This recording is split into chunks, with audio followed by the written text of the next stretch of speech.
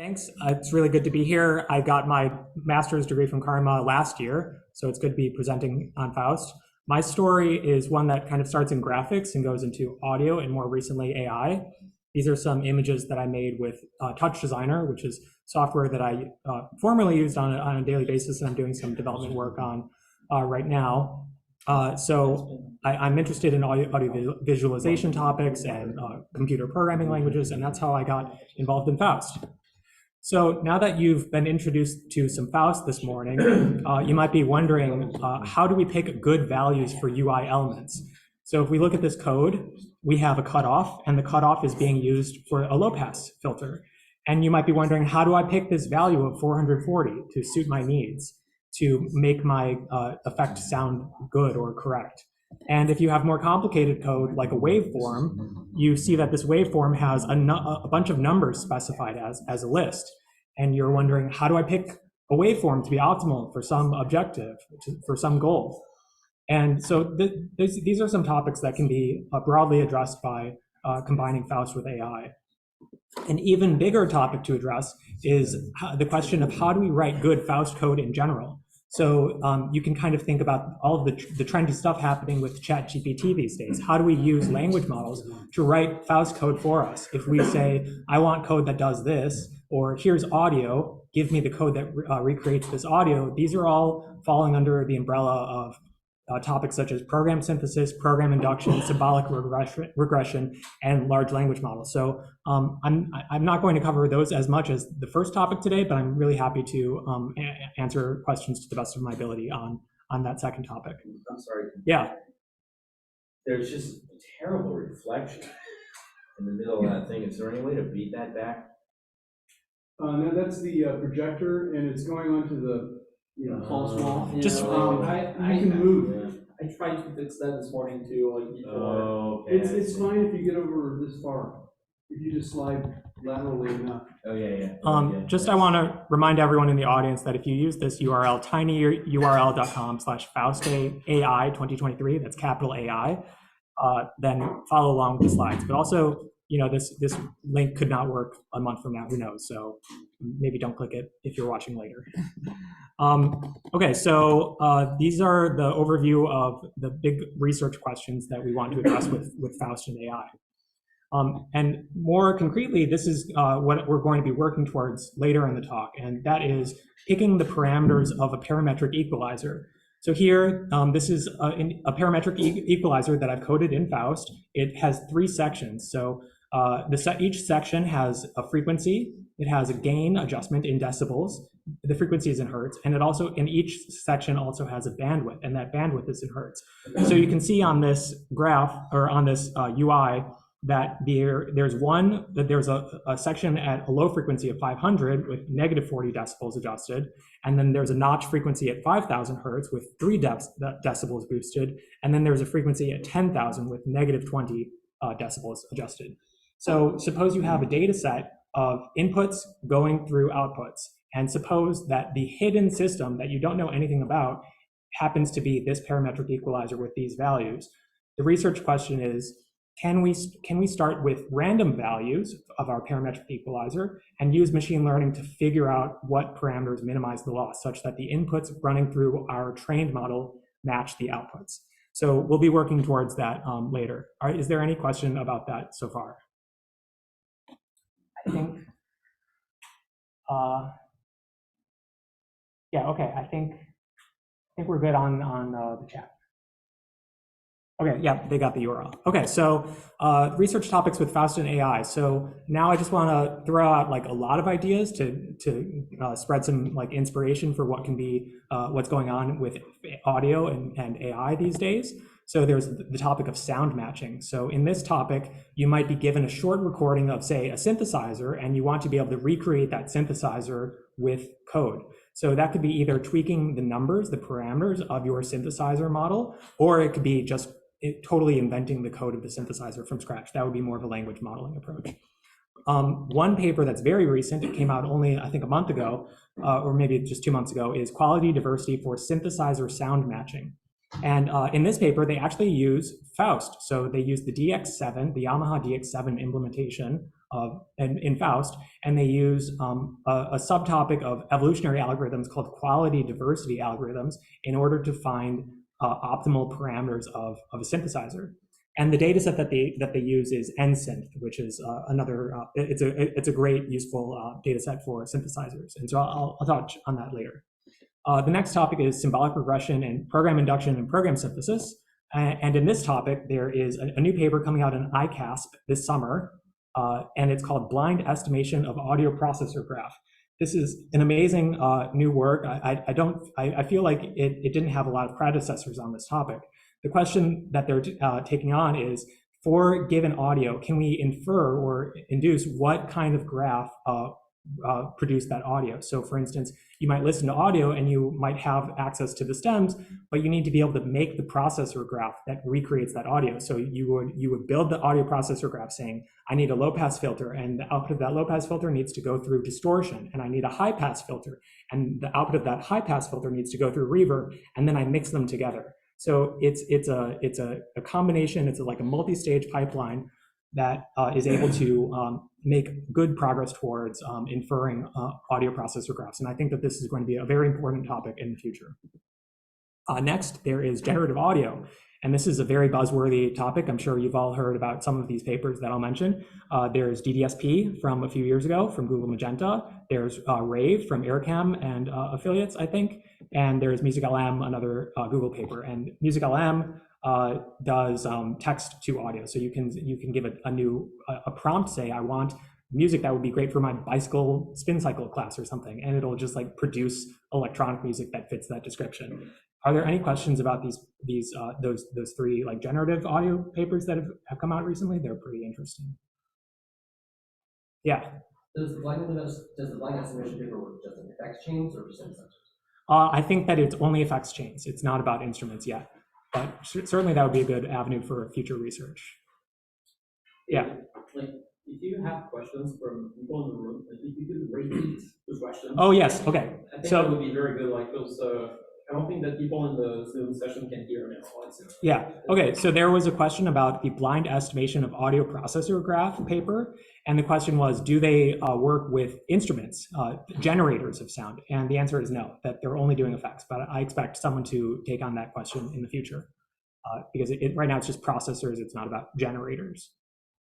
Okay, another topic is singing voice conversion. We've all heard probably the fake Drake song that spread across the internet very quickly. And I just want to say that kind of research maybe is not as suitable for Faust, because there are those kind, and also some of the generative audio things, because those models are using millions of parameters.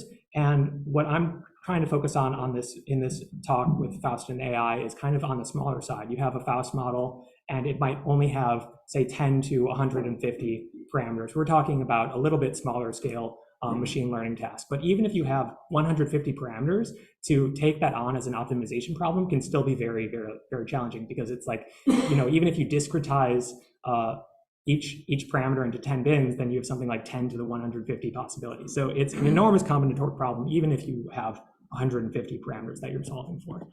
And then in the topic of adaptive filters, this covers a lot of things. There's noise cancellation and echo cancellation, things like dealing with Zoom calls where there's reverb and feedback between microphones, blind equalization, system identification, and beamforming. Are we familiar with some of the topics in this list of a few under the category of adaptive filters? Maybe some nods or questions. Anyone scratching their head about one of those in particular? What is beamforming? Thank you, question from the audience. So beamforming, you might have an array of microphones, and the microphones might be multiple centimeters away from each other. And so because of the speed of sound, there's actually a delay in time that each microphone has when it receives picks up the sound recording.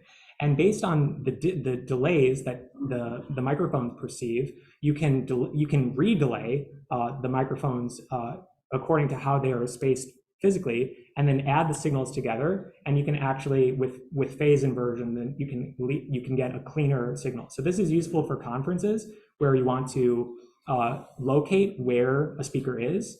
You can infer that kind of information, localization, based on having multiple microphones recording the same audio signal source, and you can also use it to the effect of improving the quality of the signal, because one microphone might, for some reason, be interfered with and have some kind of distortion, but you might rely momentarily on the other microphones to have your clean final signal come through.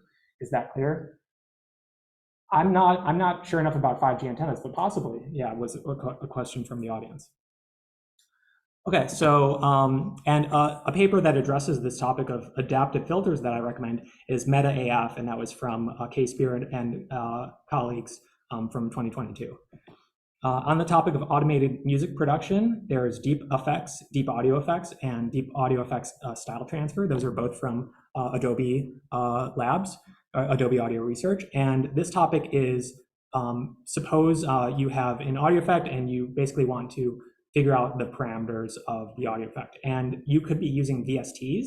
So those VSTs are non-differentiable. You're using like an audio plugin, but through machine learning, they're able to estimate the gradients of the VST, and that can be used to learn some objective function. Like you want your podcast recording to sound professional. So you say, this is my amateur recording of a podcast, and this is this is an example of a reference of some other voice actor saying totally different sentences, but it sounds much more professional. So you can take the style of that professional recording and apply it to your more amateur recording. So that's great for everyone making and mixing audio. And they also apply it to guitars and other kinds of effects. Another topic is understanding DJ mixes. I would recommend this paper, Automatic DJ Transitions from Differentiable Audio Effects in GANs. And this paper is cool. Yeah, I think that explains itself, unless there's a question. So anyway, on DJ mixes, you might be understanding how the volume of one track is adjusted while track B's volume is adjusted, and how the DJ is transitioning from one song to another using filters. And on the topic of signal source separation, there's DMUX. DMUX has been updated basically yearly, multiple years in a row, and that's kind of the state of the art for source separation. So if you have a mix down of a song recording that has both guitar, bass, drums, and vocals, it can mix that, or it can source separate that into separate stems. And so that's really great. So there are questions about how Faust could be used to maybe use for data augmentation if you want to make data sets and mix stems together so that you have a larger data set and train on that. Faust could be useful. And then the topic of automated music transcription, there's MT3 from, I think, Google, and that is possibly state of the art for music transcription. So are there any questions or anything that I missed, like anything else that you want to throw out with some question that's bugging you about like topics that people are exploring with audio and AI? Yes, there's a comment from the chat about your ears also do beamforming to tell where a sound comes from. That's a good point. That's the same concept. So if you are kind of sitting on the sidelines of AI and you're questioning whether or not you want to get involved, I would encourage you to find a purpose, and I think you ultimately will find one about reasons to get involved. And you might think, what are my inspirations, and whom do I want to help, and which questions do I want to answer? Which genres do I love? Which instruments do I play? And which effects do I love? Or which programming languages do I know? And which other fields do I know? And I would say more often than not, there is a chance that you have some uniqueness in answering these questions, and that should be reason enough to get involved. So for instance, you might say, I'm really passionate about physical modeling, and I'm also really passionate about physical modeling and this unique instrument from a country that most people are not familiar with. And you might say, I want to take that on with AI. So I would recommend, taking a meditative moment to think about reasons to get involved in AI music if you're not already. Okay, so, and I want to pause again for questions about audio research ideas.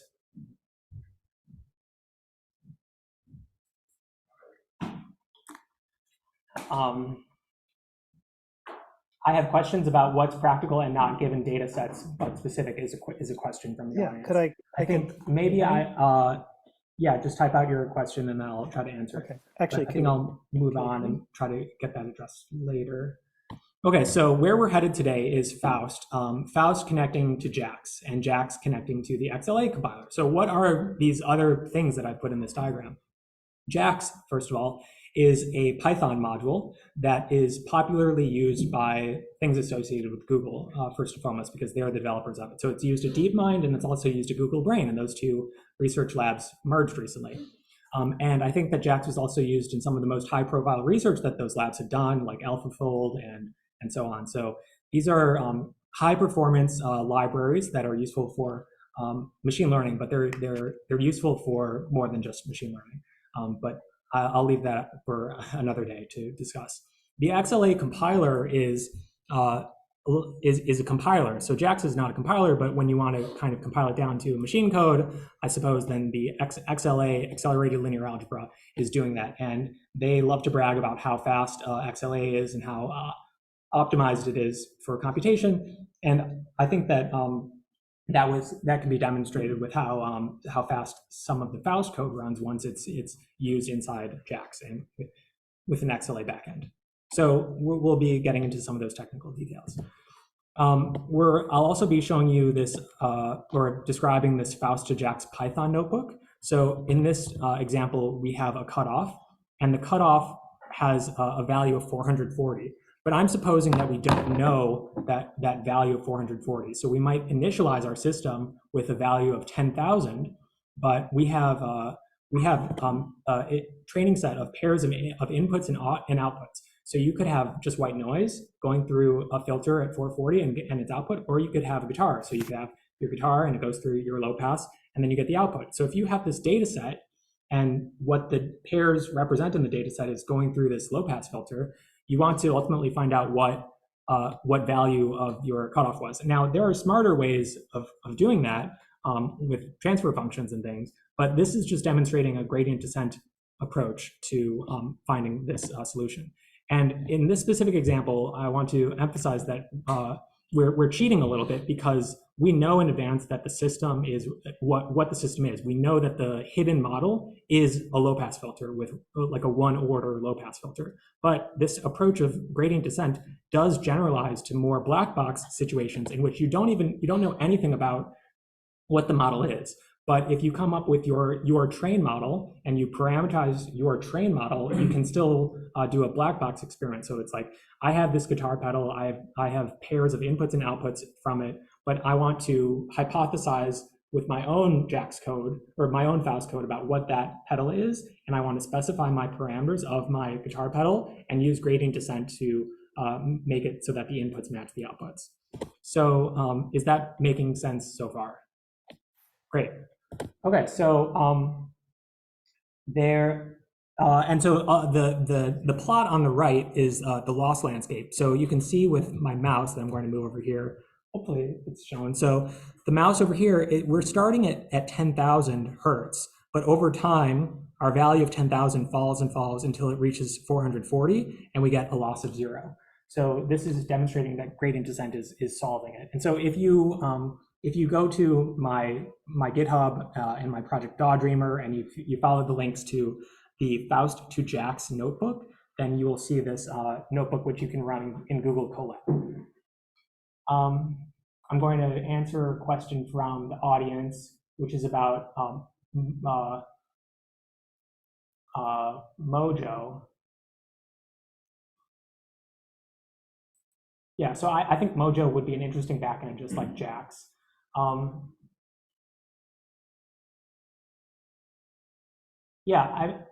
Okay, so basically, I want to say that if you don't think you're familiar enough with neural networks and you need a crash course on it, I would say go watch 3 Blue 1 Brown's Neural Networks 4-part series. But the issue here is that it's 64 minutes, so I can't just be a lazy substitute teacher and show it to you. You have to go watch that yourself. But I highly recommend it. He's a great science educator. So also, if you feel you're missing some signal processing background, I would recommend these textbooks. So 2 of them are from Julia Smith, who's here in the room today, Mathematics of the Discrete Fourier Transform, and also the Introduction to Digital Filters. And so you'll learn about the short time Fourier transform and complex numbers and digital filters. And then the other book that I recommend is Fundamentals of Music Processing. So if you read parts of both of those books, then you'll understand what this image is. At the bottom, it's a spectrogram representing the amplitude of different frequency information in the signal over time. Some more books that I recommend on machine learning are Mathematics for Machine Learning. This is a beginner-friendly but very thorough book. It's kind of like a linear algebra textbook, and it does not cover deep learning. And then the much more thorough and advanced book is Probabilistic Machine Learning by Kevin Murphy. And I recommend it, but it's pretty advanced. But both of these books you can read for free online. They have PDFs that you can just read, so that's a great resource. For datasets for audio, I would recommend these ones. So these are some that you can use for stems of mixed music, MuseDB, NSynth for short recordings of instruments, Maestro for piano, MIDI, and audio, Slack 2100 for MIDI and audio, and there's this other class of datasets for event detection. So you might have event labels in a sound, so you would understand that a car horn is going off in this section of audio, or a gunshot went off, or a jackhammer is going, or there's a sound of a wind, a fan, or an air conditioner. So all those things are labeled, and so those are interesting tasks for datasets. If you want to browse more generally, just go to paperswithcode.com and look at datasets, and then filter down to audio. So let's get into some of the more details about command line Faust. And how it relates to C++. And once we cover C++, then we can transition to JAX. So if you go to the command line or terminal and you type in Faust --help, then you're going to get information about how to use Faust on the command line to turn Faust code into other languages. So let's create a source file called source.dsp, and then we'll open up source.dsp and we'll put this code in it. It takes an input, it multiplies it by 2 and adds 1 to it. Now, what we will do for C++ is on the command line, Faust-lang CPP for specifying C++, SVG, because we want an SVG output to look at an image, -o converted.cpp, because our output is a file called converted.cpp, and then last, our input is the file source.dsp. So it produces an SVG file, a diagram that we look at here, and that looks correct. And then we look at the C++ file, and the C++ file looks like this. So now I want to point out that on line 5, you can see that I'm going to move my mouse. There's the number 2 multiplied by our input, and it's also 1 is being added to it. Also note that there is a for loop in here, and the for loop uses this variable count. So count is the number of samples that we are telling our Faust process to output. Okay, so let's go on to a more complex example, which is recursive. So here we define a recursive system in Faust. So this is just a signal. A is the plus operator, so it takes 2 inputs and 1 output. And B is the wire primitive. It takes 1 input and 1 output. And if these conditions are met, then we can do A recurse B. And here we have the diagram on the right, and you can see that there is this box. And so that box is holding the state, because if you're doing a recursion, you need to be able to know what the previous state was. So when we look at the C++ code, I'll point out that on line 5, there's frec0 here. And so that is a variable that was declared privately. So it's actually declared outside of this compute function. So when we're looking at this file converted.cpp, I've actually deleted a lot of stuff because I want to focus on just this compute function. But the actual file, the entire file, would have a declaration of this recursive variable. So that is how recursive works. And now just one more example on C++ still is using frequency, or using UI elements. So here we declare a slider, and it's called frequency, and we have a sine oscillator that's using our frequency, and the frequency is initialized to 440. So notice here that on line 3, there's h slider, so that's a private variable that would start out with the value of 440, and it actually is used outside of the for loop. So if you ask your compute function to compute 100 samples, then your h slider value is used the same way for all samples inside. Now, the next thing to point out is that on line 8, there's f table my DSP sig 0. So this is a pre-computed table of a sine cycle. So that can be bad for machine learning, because I think I'll try to address it later in the topic, but we are doing a lookup into a pre-computed table. So if you wanted to compute an analytic gradient of a lookup into a table, what you're going to end up doing is taking two samples and just doing a linear interpolation between those two samples. But the problem is that for if you have linear interpolation between two samples, then it's just a line. And what's the derivative of a line? It's a constant number. So you're losing information because the derivative of sine should actually be cosine. And we're losing that information here. But this is still just the C++ backend. So, and then the last part is writing the state again. So that's down there. So what about UI? So the actual complete file in C++ still declared this variable up here, fh slider 0. And it also used this function build user interface. And this function here, build user interface, completely generated automatically for us, the C++, and it just declares a horizontal slider name frequency initialized with the value of 440 with the bounds of 0 to 20,000 with a step size of 1. And this is the compute function that I showed on the previous page. So we've covered the architecture, using the command line to make C++ files. And so now I want to compare and contrast that to how the JAX backend works. So it's time for JAX. So if you were to, for the moment, you actually have to clone the GitHub repo, but there was a fix for that published today. So in later versions of Faust, you won't have to clone the GitHub repo. But the reason you have to clone the GitHub repo today is that you need to be able to specify this -A path to Faust architecture JAX, and you can find that by just following the path in the GitHub repo. And then you say -a minimal.py. So you're using an architecture file that is meant for JAX. Was that covered? I missed some of the talk earlier today. It wasn't mentioned architecture file. So yeah, so an architecture file is a way to give additional context for the kind of code that you want to generate. So if you are generating C++ code, you're kind of just generating a compute function. But if you want more context about like what it's being used for, what kind of audio port or hardware you're using, then you want to have an architecture file. So this is a way to get more utility out of the code conversion process. So the next part is we say -lang JAX because we're converting to JAX. -cn for the class name. We want our class to be called myDSP. And then we say -o converted.py, and we've created a py file called, converted.py, and the input is source.dsp. So when we do, suppose our source DSP file is _ times 2 plus 1, and our signal looks like this, we're going to end up with a file on the file system called converted.py, and we can call python converted.py --help.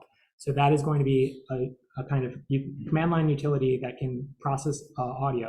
So if you removed --help and then specify arguments, then you can process a WAV file or any kind of audio file and get an output and save the output to disk. Now, if we look at what this converted.py file is, it makes a class called myDSP, and everything here is automatically created for us. And it says get num inputs 1 and get num outputs 1. And that's because our Faust code was wire times 2 plus 1. That has 1 input and 1 output. The next thing it creates is this initialize function because our code depends on the sample rate. And then there is a tick function. Tick is, I named it tick, and that is inspired by how other programming languages go about this concept of computing one sample at a time. So in things like Chuck, there is the concept of a unit generator, and in other programming languages as well. And so the tick function is meant to sometimes just create one sample. So here, this is Python code using JAX, but we have our input. We're taking the 0th channel of our input and multiplying it by 2 and then adding 1 to it. Then the output on line 17 is stacking all of our outputs together. So this array here only has one item in it. So our Python code is returning in this section here, something with just one channel. But if it said comma and then it had more things, then our output audio would be producing multiple channels, and also it would say get num outputs, some number higher than 1 here. And it's also returning the state. But again, this is fully automated for us, so we don't have to think about it. The next part is the call function. So if you're familiar with some of the other deep learning frameworks, then this is like the forward function. So if you look at PyTorch or if you look at TensorFlow, you kind of create a module class like nn.module, and then what you as the programmer are meant to fill in or implement this forward method. So in JAX, it's called call. So the procedure here is that we initialize, which is kind of like setting the initial state, and then the next part is building the interface. So that could be doing things related to HI or UI sliders. And then we have to convert NumPy arrays to JAX arrays. This is because if our JAX code uses audio files from disk, those could be WAV files. And the default way is to load a WAV file into NumPy, but then the NumPy array has to be cast into a JAX array. So this is just the line of code that does that. On line 24, we have a scan function, and this is the important function that works with tick. So tick generates one sample, but because we're calling scan on tick, it expands it into a for loop, so that it's like a for loop that produces one sample of audio, updates the state, and then passes that state to the next process so that you can produce a stream of audio. So the magic here is that through the JAX backend, we are automatically generating all of this code, but the core thing that changes each time you generate a new file is your tick function, the thing that generates one sample of audio. So again, we created this thing called myDSP. And so now how do we use this myDSP JAX object? So you might import some things and declare a sample rate. So you say myDSP sample rate equals SR for 44, that sample rate. And we have a model. And now we use Librosa or some other system to load an audio file. And we inspect the audio file to figure out how many channels of audio it has and how many samples of audio it is, its duration. So we want to assert that the number of samples of our audio that we're going to pass to our model matches the number of channels that it expects. So we assert that n channels equals model.get num inputs. Now the next part is that we cast the audio, which is NumPy, we cast it to JAX. We use a random number generator on line 12, and then we initialize the parameters of the model. Now this is an interesting point for people who are a little bit more familiar with machine learning, but what goes on when you when you code your own machine learning model is that you have weights and biases. These are numbers, and typically they start out being randomly initialized, and then through gradient descent, you are optimizing these parameters to achieve some objective. The way that JAX, that the Faust to JAX pipeline works is that we are initializing our model with the same variables as they are declared in our code. So if you say UI slider equals, has an initial value of 440, our machine learning implementation of that UI slider actually uses that value of 440. It doesn't use a random initialization. But in other topics of machine learning, it's common practice to randomly initialize the parameters of your model. So we're not doing that here. But this is an opportunity for someone who does want to initialize with random parameters to subclass myDSP, to subclass the architecture file and customize it so that you have your own unique way to randomly initialize the parameters of your Faust to JAX pipeline. And then on line 14, then we are calling apply. And apply is confusing syntax, but it's the same thing as calling forward. We're using the underscore call method. So we pass the variables, which are like the parameters, we pass our input audio, and we also pass the number of samples. So that's like the duration of audio. Last, there's this thing called mutable intermediates. And this is so that we have a good trick in machine learning. So the issue here, well, before I address it, I just want to say that the Y output, that is our normal output, like the kind of audio that we want to listen to from the model. But this thing mod vars, this is a more human interpretable version of the variables. So I'm going to explain that on the next slide. And then the last thing is that we just make these assertions to make sure that the number of outputs and the duration of the audio file that we receive are correct. But you don't have to do those assertions. I'm just demonstrating it for instructive purpose. So now on the next slide, I'm going to discuss why we have this mutable intermediates thing and why we look at mod vars. So there's this issue about machine learning where your weights and biases should typically be of similar magnitude. So that might mean that you want all of your weights to kind of be zero averaged and to kind of be from -1 to 1. And the reason that we do that in machine learning is because of this issue about conditioning of matrices. So I can't explain it at PhD level. I don't have a PhD yet, but there's this issue where you have contours, and if we were to pick a point on this contour and follow the gradient, you would see that you actually the gradient doesn't point in the exact direction of the global minima of this valley. So this diagram here on the left is a loss valley. So we have two parameters that we are choosing between, and we want to minimize our loss. And if you actually follow the gradient at this point down here, you can see that the perpendicular direction pointing down the valley actually points you here. It doesn't point directly at the valley, so you would actually zigzag back and forth. So the solution to this is to, it can be multiple things. It can be normalizing the features that go into your system, but it can also be normalizing the parameters of your model. So what I'm pointing out here is that the value of 440, this is just one trainable parameter in our Faust mode, but our Faust code could involve other parameters that are like between 0 and 5, or up to 20,000. And so these numbers, 20,000 and 440, are of such different magnitude that it can be harmful to a gradient descent update process because of this concept. So the solution is to normalize the parameters. And so that is done in the architecture file of the JAX file right now. So if you have, what is automatically generated for us is this function called build interface. So build interface declares a slider called hSlider, and we say that we want it to have an initial value of 440 with a minimum of 0 and a maximum of 20,000. Now, this function is also already written for us, and so this is how the slider actually gets created in our JAX code. So here you can see that there is a variable for the init value here, and so it's 440. And now what we need to do is when we declare the parameter for our JAX model, we actually don't want to declare it as a starting value of 440 because that could have such different magnitude compared to a number like 20,000.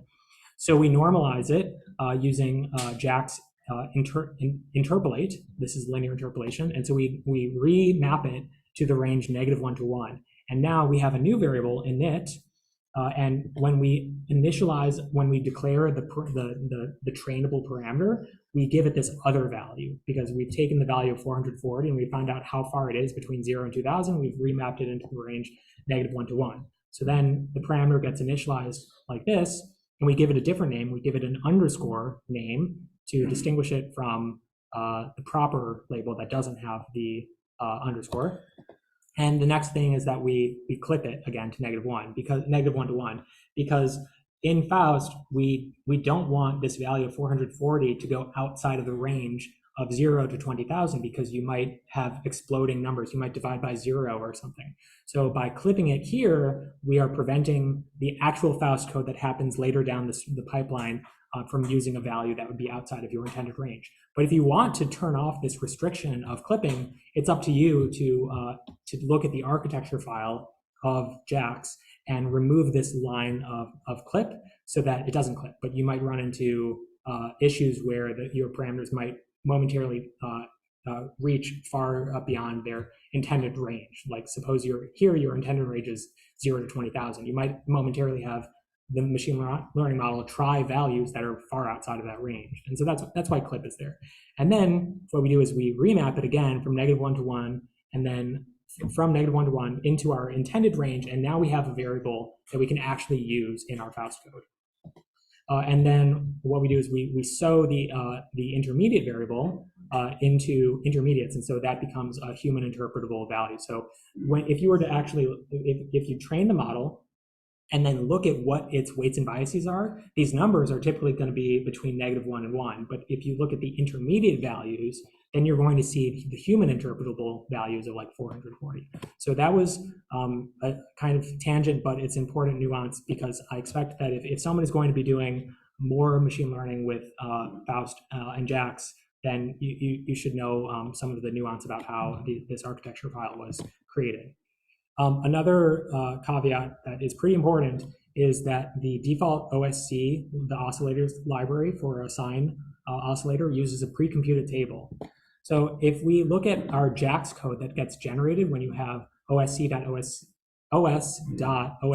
and then some frequency, I want to point to the line 8. So line 8, we have f table 0, my DSP 60, and we're doing an index lookup. So you can see that this is a bracket, and we're just doing a single lookup into that index.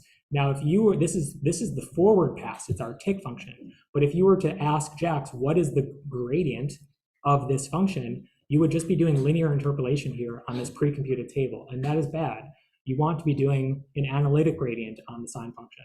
So when we rewrite OSC to not use a table, so this is a function that I borrowed from Stefan or some other author that re-implements sine OSC to not use a pre-computed table. It uses a phasor, and that phasor then goes into the pure mathematical sine function. So when we use sine in this way, and we look at the output code, we see that in our JAX code, on line 6, it actually says jnp.sine for the sine function. So when we allow JAX to automatically differentiate this, JAX is going to know that it should be using jnp.cosine for the perfect analytic gradient of the sine oscillator.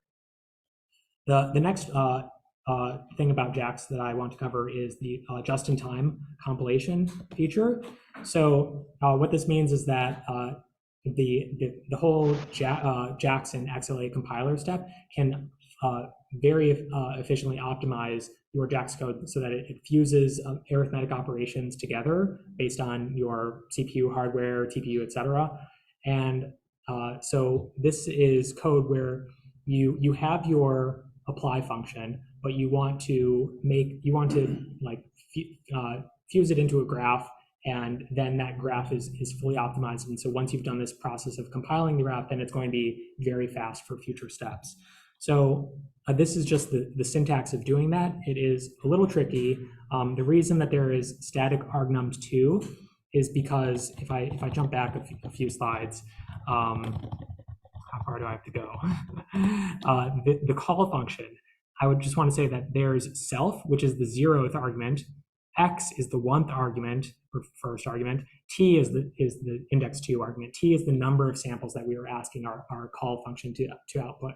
And when you are using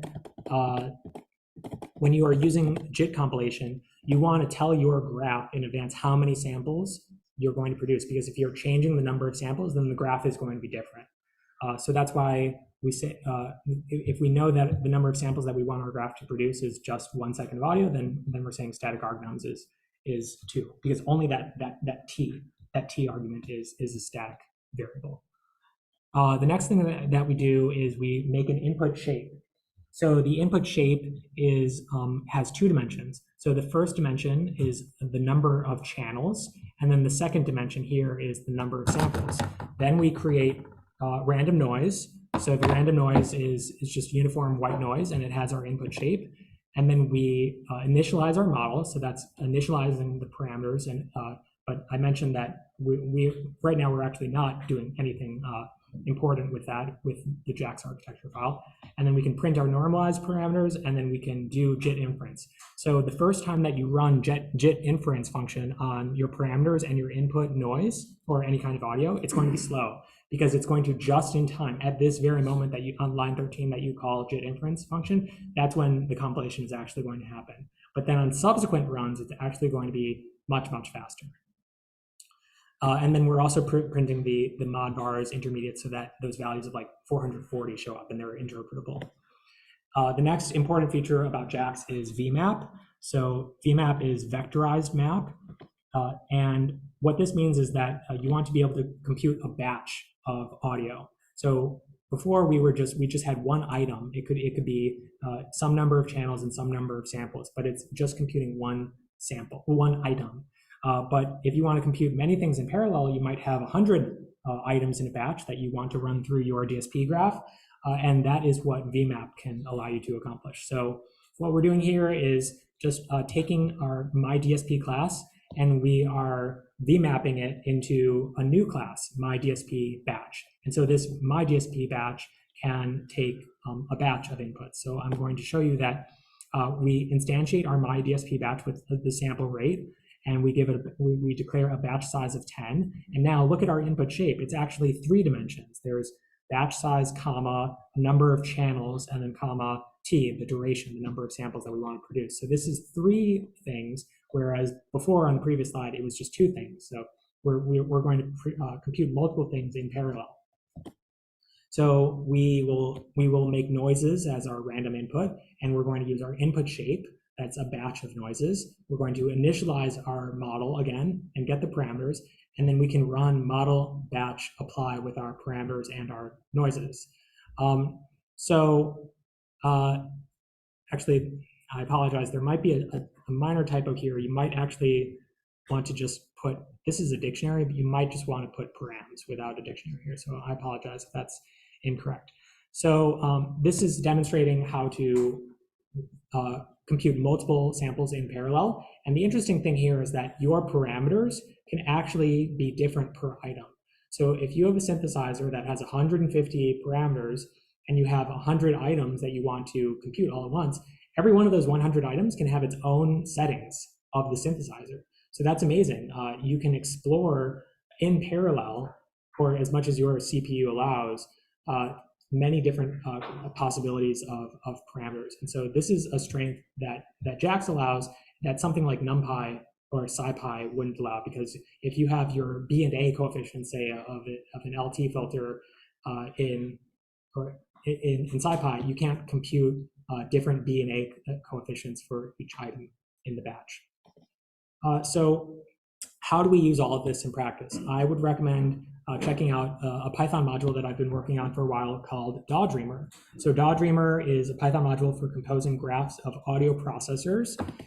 These audio processors can include VST effects, VST instruments, Faust effects and instruments, and audio playback, time stretching, pitch shifting, and looping. And you can just do pip install DawDreamer.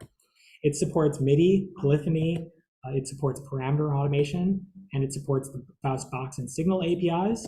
And it's a partial substitute for the command line Faust to JAX code that I was demonstrating earlier.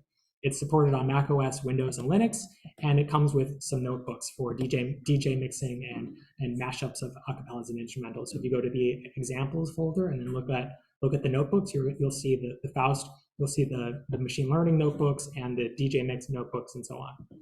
So as was discussed earlier this morning, there is a Faust Box API in C++, and DawDreamer has Python bindings to this API. So what this allows you to do is to write code as a string in Python, and then you can compile it into a box.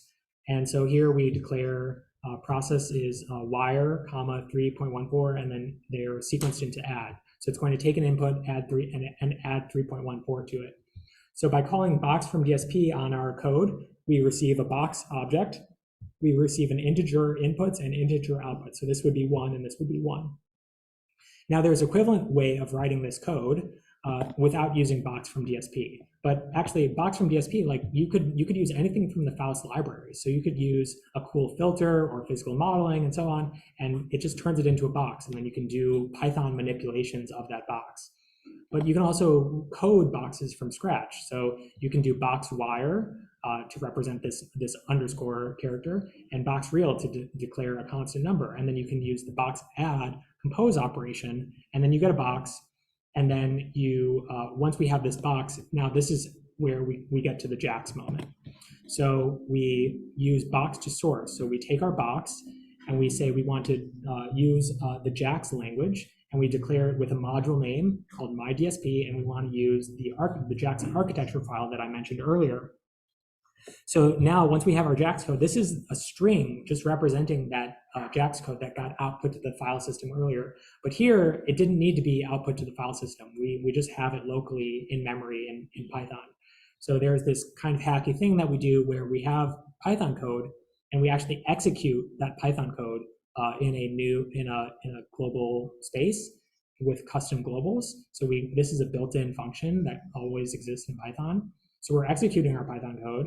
And now in this custom globals dictionary, we can look up into the dictionary the key myDSP, and now we have myDSP.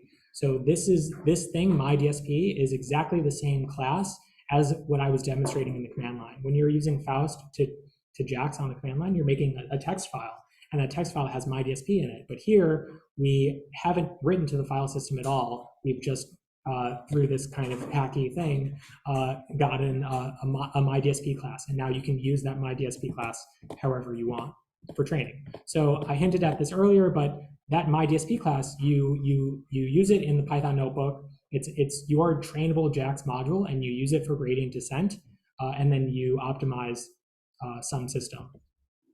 So now I want to cover the last part, which is the QDax notebook.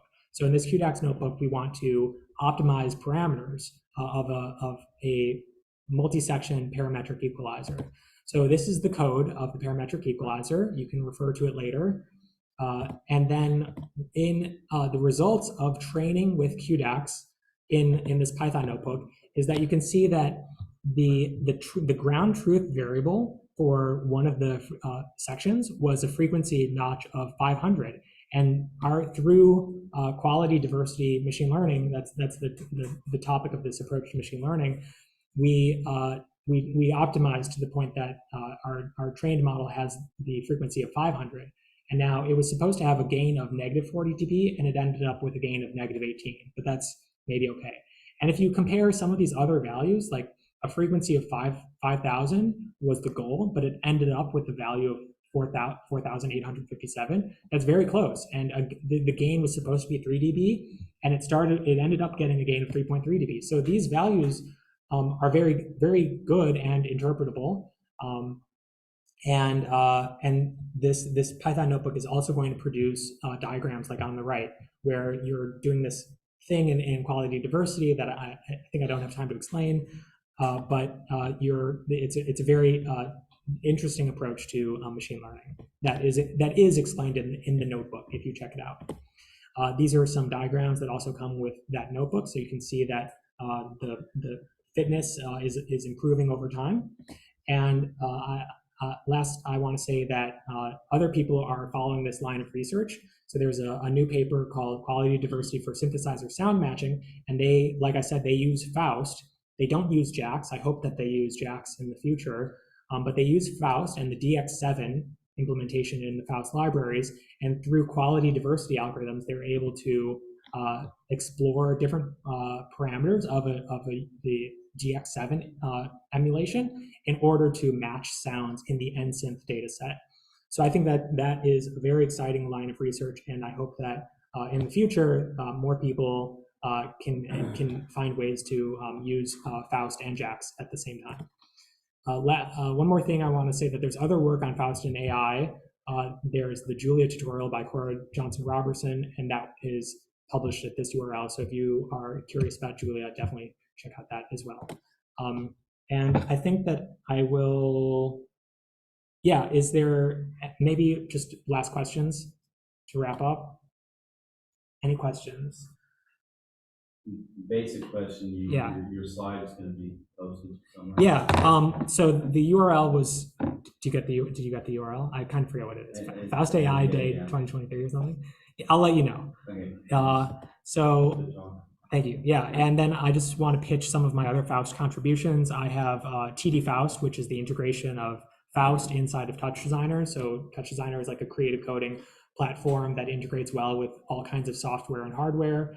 So I integrated Faust inside it using libfaust, and this is a project that I made. It's using an image made by the musical composer Mark Applebaum, and there's a playhead, and this red bar scans from left to right, and it uses additive synthesis with Faust in order to oralize what this image looks like. And I have some other Faust contributions like I'm making updates to Faust and Chuck and other things with the GitHub Actions and stuff. So I'm happy to talk about those with anyone who is interested. So that's the end of my talk. Thank you.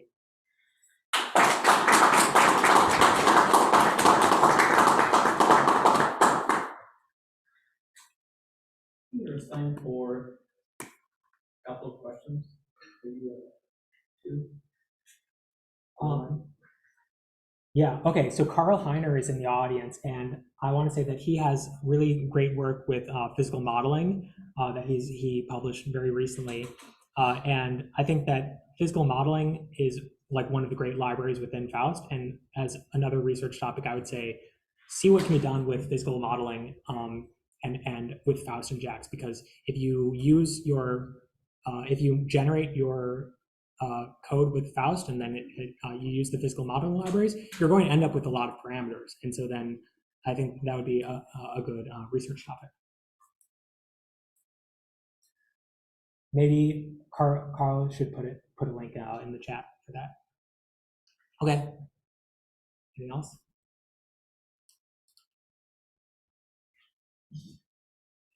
Cool. Thank you. Thank you. Yeah.